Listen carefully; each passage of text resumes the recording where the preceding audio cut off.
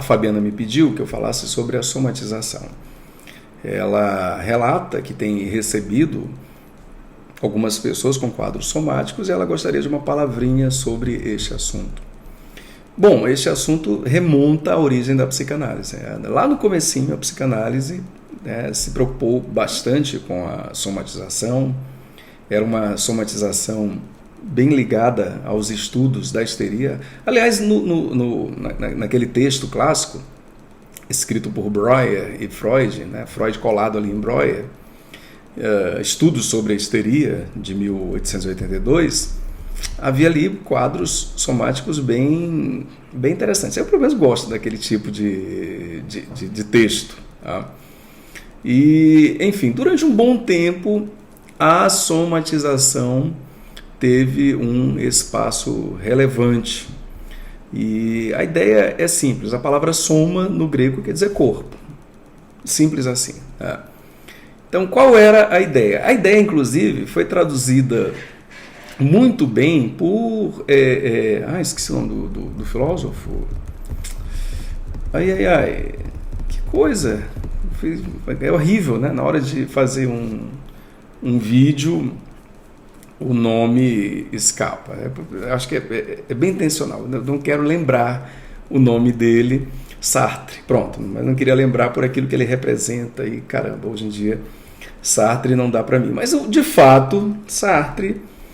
ele traduziu muito bem aquilo que é um quadro somático, de uma maneira muito simples, né? Dando o exemplo de uma ladeira. Então, imagina uma ladeira. Meu Deus, eu tô cheio de parapraxias. Eu fui citar Sartre e começou a acontecer isso daí. De uma ladeira não, gente, de uma chaminé. Foi exemplo de uma chaminé. Uma chaminé presa, onde o escapamento, ali por onde a fumaça sairia, estava fechado. Então, a fumaça, no caso que não conseguiria sair pelo lado certo, iria gerar uma pressão interna dentro da chaminé e começaria a sair indevidamente por outros cantos, por outros lados, invadiria a casa, sairia pela janela da casa, pelas frestas da janela, pelas frestas da porta, enfim, super legal. Digamos assim, essa saída indevida era o sintoma. E naquela época ele se referia ao sintoma somático. Pronto, ao sintoma no corpo, o comparecimento no corpo de alguma coisa que não saiu da forma devida. Qual seria a forma devida? Pode ser desde um pensamento, algo que a pessoa se privou de pensar, tal como quis, tal como desejou, por exemplo, um desejo descabido, um desejo que ela foi obrigada a castrar dentro de si. Uma palavra, por exemplo, tem aquele exemplo clínico também muito famoso na história da psicanálise, que é o seguinte, um paciente relatando, ainda lá por acho que antes de será que já era bem no comecinho de 1900.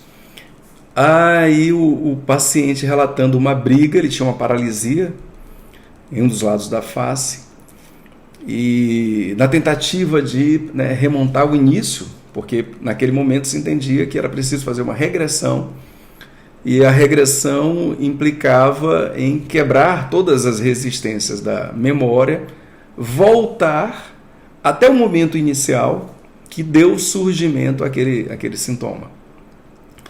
E aí o que o paciente se recorda? Ele se recorda de uma briga que ele teve, e nesta briga, olha só, algo foi dito sobre a sexualidade dele que o feriu muito, e ele entendeu que aquilo foi como um tapa na cara.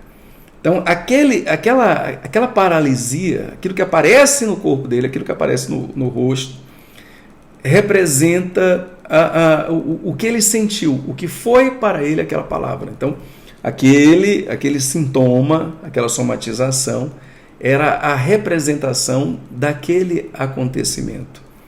Então, a somatização é a representação de algo. Podemos falar assim, de modo bastante grosseiro.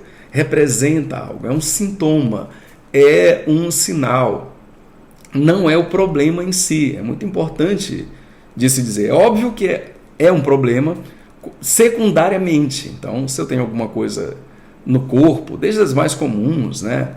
Problemas estomacais, né? Isso é bastante comum em quadros somáticos, em quadros nervosos, até outras coisas incomuns, como, por exemplo, quadros de cegueira, bem menos comum, né? Afasias graves, né? A perda da fala, enfim. Tudo isto é um problema, sem dúvida alguma, mas não é o problema. É claro que se torna um problema, se torna uma dificuldade. Sentir desconfortos, dores, paralisias ou coisa semelhante não é legal e gera uma série de dificuldades e inconvenientes, mas não é o problema, é a sinalização de um problema. Então, analiticamente falando, aquilo remete a algo, aquilo representa algo e remete a algo. E neste caso, né, a cura seria pôr para falar. Então, a